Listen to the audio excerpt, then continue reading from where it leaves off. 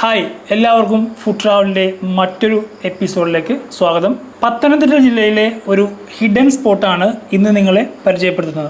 നമ്മൾ ഇന്ന് എത്തിയിരിക്കുന്നത് മാവരപ്പാറയിലേക്കാണ്. പത്തനംതിട്ട ജില്ലയിലെ പന്തളം മുനിസിപ്പാലിറ്റിയുടെ കീഴിലുള്ള കൂരാമ്പാല എന്ന സ്ഥലത്താണ് മാവരപ്പാറ സ്ഥിതി ചെയ്യുന്നത്. ഗൂഗിൾ മാപ്പിൽ മാവരപ്പാറ എന്നടിച്ചു കഴിഞ്ഞാൽ ലൊക്കേഷൻ ലഭിക്കും. നിങ്ങളുടെ വാഹനം താഴെ പാർക്ക് ചെയ്ത് മുകളിലേക്ക് കയറുന്നതാണ് നല്ലത്.